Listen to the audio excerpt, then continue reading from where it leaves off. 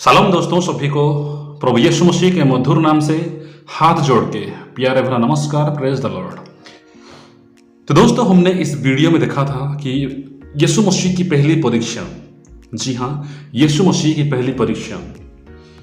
तो शैतान प्रभु यीशु मसीह के पास बहुत ही चालाकी से और बहुत एक सही वक्त में एक सही योजनाओं के साथ आता है। देखिए, शैतान बहुत ही चालाक है और ये चालाकी एक बुरी अभिलाषाओं से जुड़े हुए है, अच्छी बातों में नहीं है। ये चालाकी कोई भले काम के लिए नहीं है। ये चालाकी बस शारीरिक अभिलाषाओं से जुड़े हुए हैं। ये अभिलाषाएं बुरी इच्छाओं से भरे हुए हैं।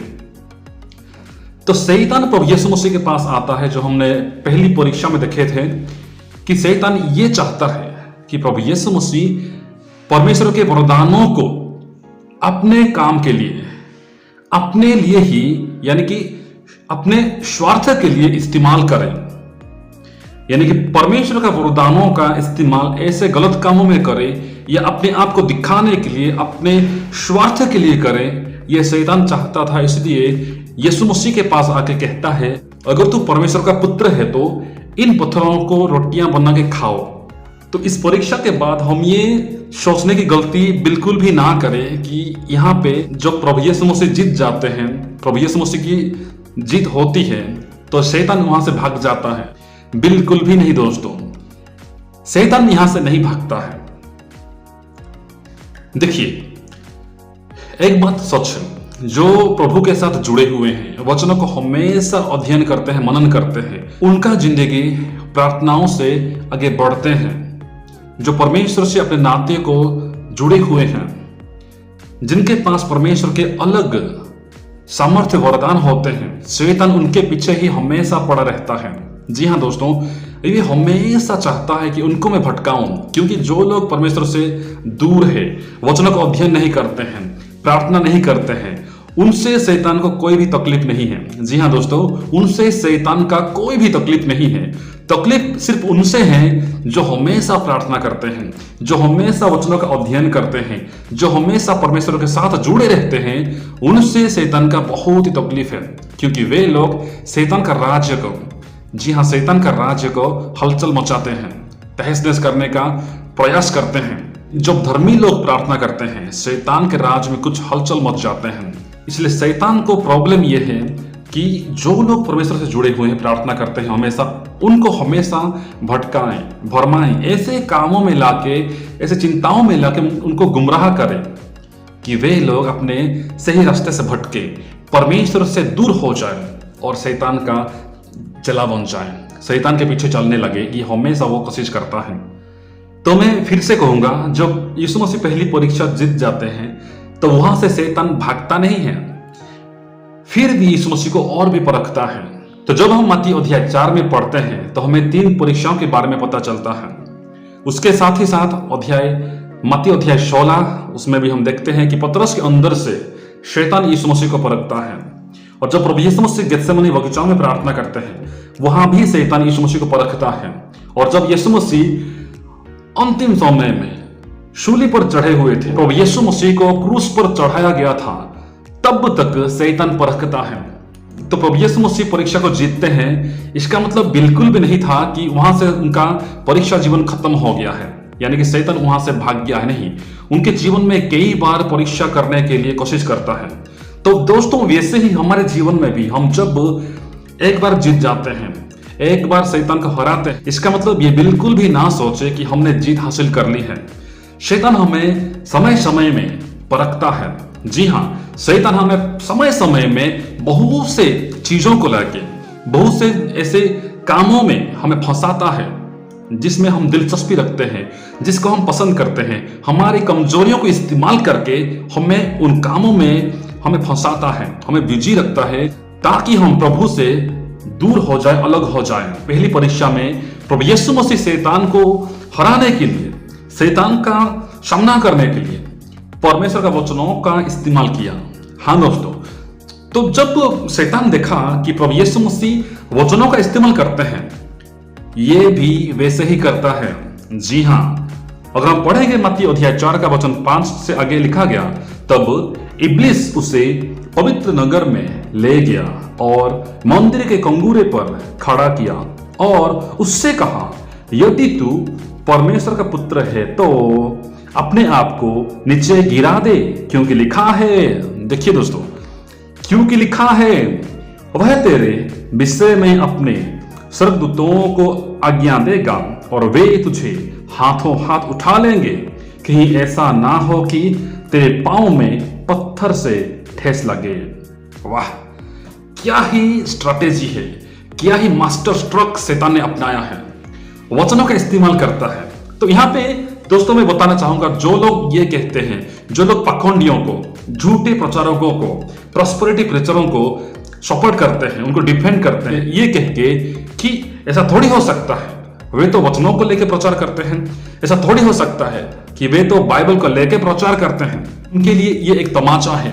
क्योंकि शैतान खुद प्रभु यीशु मसीह के सामने आके वचनों का इस्तेमाल करता है। तो हमें सावधानी पूर्वक वचनों को परखना है, सुनना है दोस्तों, क्योंकि शैतान भी वचनों को हमारे पास ला सकता है। शैतान भी इस बाइबल को लेके हमारे पास आ सकता है, हमें गुमराह कर सकता है, हमें भरमा सकता है, हमें भटका सकता है।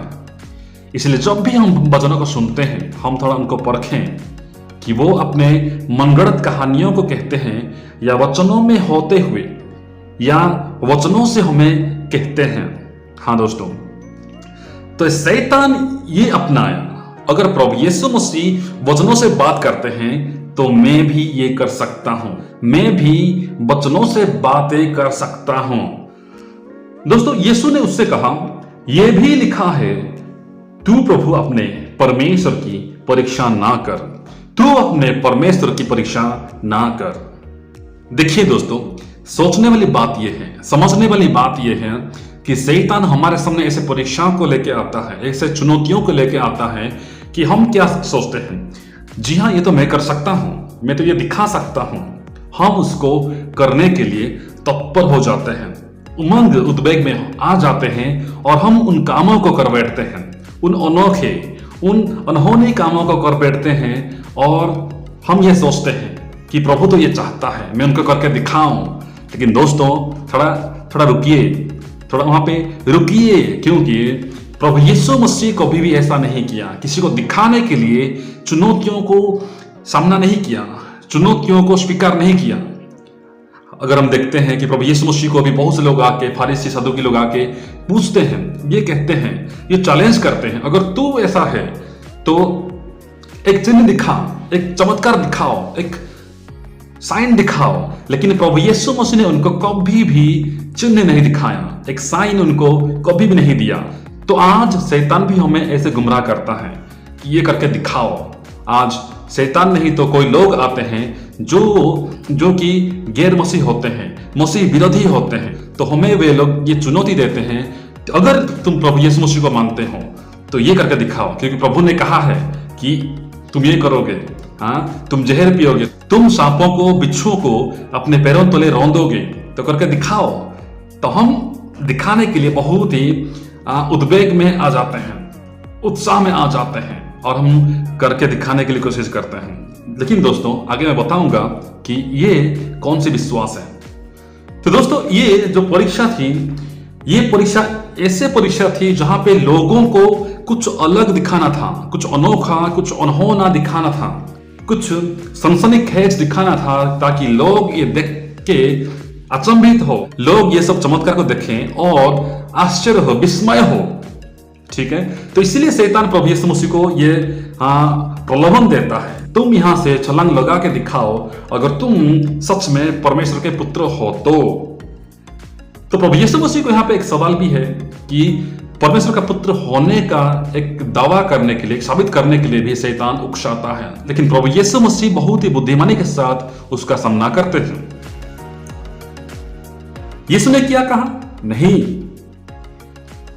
कि परमेश्वर के शक्ति को या परमेश्वर के सामर्थ्य को, उसका जो वरदानों को ऐसे अनर्थक कार्यों में प्रयोग ना करें, जो यूजलेस काम है वहां पे इसको ना दिखाएं, दिखाने का आवश्यक ही नहीं है। यीशु मसीह बिल्कुल स्पष्ट थे कि एक सनसनीखेज या एक अनोखा अनहोनी काम थोड़े ही समय के लिए, जी हाँ दोस्तों, ये थोड़े ही दिन के ही है, ये थोड़े दिन के लिए हमें अचंभित करेंगे, आश्चर्य करेंगे। लेकिन दोस्तों सच्चाई ये है कि ये लंबा समय तक नहीं टिकने वाले। जी हाँ, जो हमने देखा है, जो चमत्कार देखा है, ये लंबा समय तक टिकने वाले नहीं हैं। अगर हम देखेंगे बाइबल में प्रभु यीशु मसीह के सेवकाई के समय कितने ही लोग उसके पीछे चल रहे थे। प्रभु यीशु मसीह ने कितने अंधों को दिखाया, कितने कोढ़ियों को चंगा किया, शुद्ध किया, कितने बहरों को सुनाया, बहुत से लोगों को खिलाया, बहुत से लोग उनके पीछे चलने वाले थे। लेकिन क्या हुआ? जो लोग खुद चमत्कार को देखे थे, जो लोग खुद चंगाई पाए थे, सब कुछ उन्होंने देख के भी जब पेंटिकॉस्ट का दिन आया तो कितने लोग थे? महज 120 लोग। जी हाँ दोस्तों, सिर्फ और सिर्फ 120 लोग थे। तो ये हमारा विश्वास है। अगर हम चमत्कारों को देखते हैं, चिन्ह अद्भुत कामों को देख के विश्वास करते हैं, ये विश्वास, हाँ दोस्तों, ये विश्वास कभी भी लंबा समय तक नहीं टिकेगा। ये विश्वास वैलिड नहीं है, ये विश्वास वैध नहीं है। तो दोस्तों हमारी जिंदगी में बहुत से पीड़ाएं, समस्याएं, कठिनाइयां आते हैं जरूर, और ये हमें क्रूस की तरफ लेके जाते हैं। लेकिन क्रूस के बाद क्या मिलता है? एक ताज या एक मुकुट हमें मिलता है। प्रभु हमें ये वायदा करते हैं। तो जब हम इस दुनिया में मुश्किलों का, कठिनाइयों का, परीक्षाओं का सामना करते हैं, हमें घबराने की जरूरत नहीं है, क्योंकि प्रभु वायदा करते हैं इस क्रूस के बाद हमें एक ताज मिलने वाला है, एक मुकुट मिलने वाला है दोस्तों।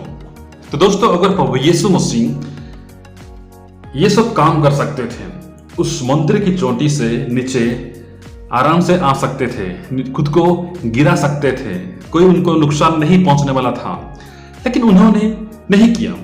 क्यों नहीं किया? अगर करते तो क्या होता?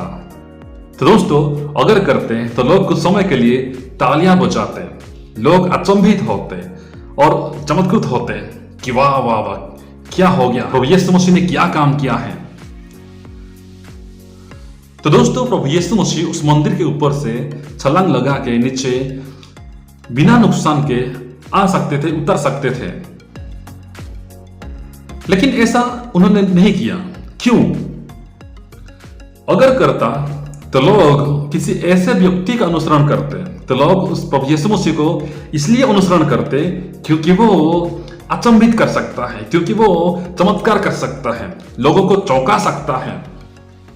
इस काम को देख के लोग विश्वास करते हैं, इन चमत्कारों को देख के लोग विश्वास करते, अचंभित होते, जो कि प्रभु यीशु मसीह बिल्कुल भी नहीं चाहता। हाँ दोस्तों, प्रभु यीशु मसीह चिन्ह और अद्भुत कामों को दिखा के हमें अचंभित करना या हमें चौंकाना या हमें आश्चर्य करना को भी नहीं चाहता। वो चाहता है कि हम वचनों से उनको समझें, कुछ चीजों को दिखा के नहीं, लेकिन उन्हें पढ़ के हम समझे। प्रभु यीशु मसीह ये चाहते हैं। तो यही प्रक्रिया को, यही जो प्रोसेस है, आज बहुत से झूठे मसीही, झूठे प्रचारक अपनाते हैं।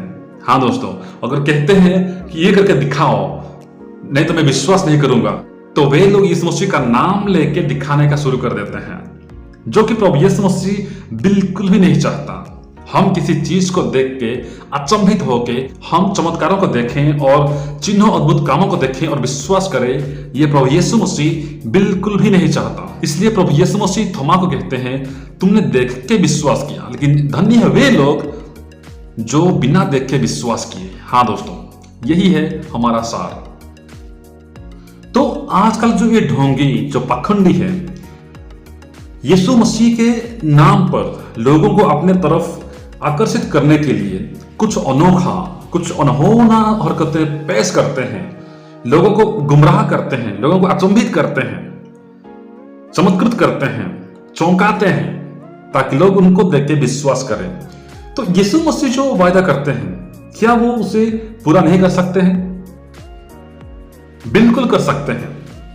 जो लिखा गया है वचनों में, शैतान इस वचन को इस्तेमाल करता है। क्या कहता है कि वो तेरे विषय में अपने स्वर्गदूतों को आज्ञा देगा और वे तुझे हाथों हाथ उठा लेंगे, कहीं ऐसा ना हो कि तेरे पांव में पत्थर से ठेस लगे। क्या ये वचन प्रभु यीशु मसीह के जीवन में पूरा नहीं होता?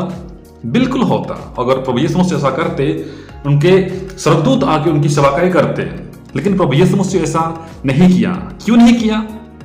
देखिए, पहला रीजन ये हो सकता है, जो लोग सनसनीखेज या कोई चमत्कार को, कोई अनहोना कामों को, कोई अनोखी कामों को पेशकश करके लोगों को अपनी ओर आकर्षित करना चाहते हैं, उन्होंने ऐसा तरीका अपनाया है जिसका वस्तुतः हो कोई भविष्य नहीं है।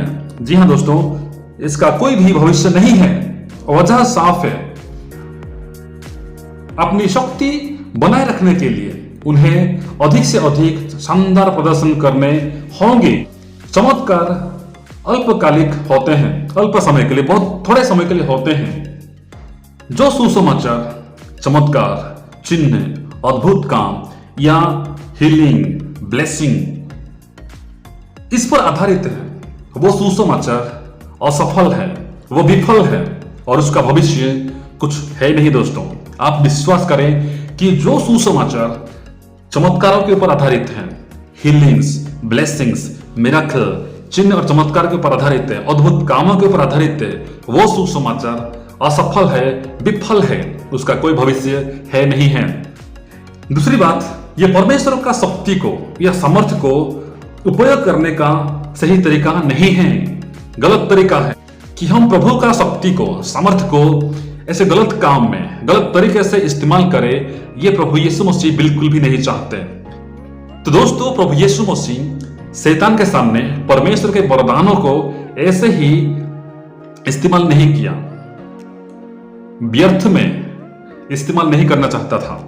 तो परमेश्वर हमसे ये अपेक्षा करते हैं कि हम उसके प्रति सच्चे रहने के लिए जोखिम उठाएं, तकलीफ उठाएं, पीड़ा उठाएं, लेकिन वो हमसे कभी भी ये अपेक्षा नहीं करता कि हम अपनी प्रतिष्ठा बढ़ाने के लिए, अपनी महिमा बढ़ाने के लिए, अपनी लोकप्रियता को बढ़ाने के लिए जोखिम उठाए उसके नाम से।